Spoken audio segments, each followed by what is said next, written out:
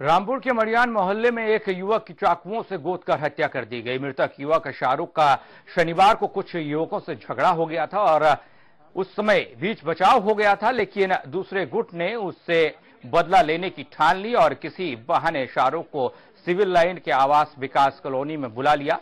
युवकों की model school के पीछे ग्रीन पार्क में बातचीत हो रही थी। इसी दौरान फिर विवाद हो गया और शाहरुख पर चाकुओं से हमला कर दिया गया। चाकू लगने के बाद वो लहूलुहान होकर जमीन पर गिर पड़ा, जिसे छोड़कर युवक फरार हो गए। शाहरुख ने मौके पर ही दम तोड़ दिया। लोगों ने जिला अस्पताल उसे पहुंचाया, जहां डॉक्टरों ने शाहरुख को मृत घोषित कर दिया। लगातार इस तरह की खबरें आती रहती हैं और एक बार फिर से इस तरह की खबरें आ रही हैं। सहारनपुर से खबर है, जहां पर थाना सिटी कोतवाली के राधा विहार में रहने वाले सोनू धीमान और उसके पिता को थाना तितरो के कच्ची गड़ीपुख्ता चौकी के पास अज्ञात बदमाश गोली मारकर फरार हो गए, जिससे सोनू की तो मौके पर ही मौत हो गई और उसके पिता घायल हो गए, जिसको सहारनपुर के जिला अस्पताल में भर्ती कराया गया है।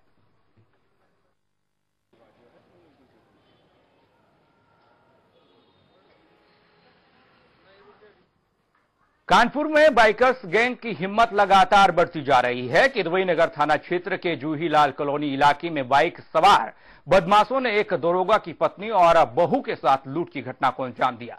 दरअसल दरोगा की पत्नी और बहू स्कूटी से बैंक जा रही थी, तभी बाइक सवार बदमाश पर्स छीनकर फरार हो गए, लेकिन बदमाशों की करतूत वहां लगे एक सीसीटीवी में कैद हो गई। पर्स में 2 जोड़ी पायल, एक सोने की रिंग और 1000 रुपये थे। अब पुलिस सीसीटीवी के आधार पर बदमाशों की तलाश में जुटी है।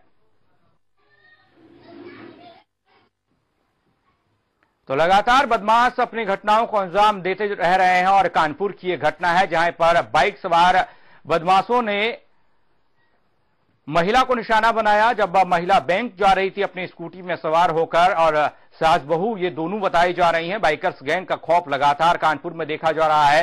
चैन स्नैचिंग जैसी घटनाएं अक्सर सामने आती हैं और यहां पर भी पर्स को लूटा गया है, यानी कि जो पर्स महिलाओं के पास होता है उसको लूटा गया है और उसमें 1000 रुपये बताए जा रहे हैं, एक सोने की अंगूठी बताई जा रही है। और ये जो तमाम तस्वीरें आप टेलीविजन स्क्रीन पर देख रहे हैं, ये मौजूदा सीसीटीवी कैमरा, वहां पर जो सीसीटीवी कैमरा लगा था उसमें ये तस्वीरें कैद हो गई। इसी आधार पर अब पुलिस आगे की कार्यवाही कर रही है।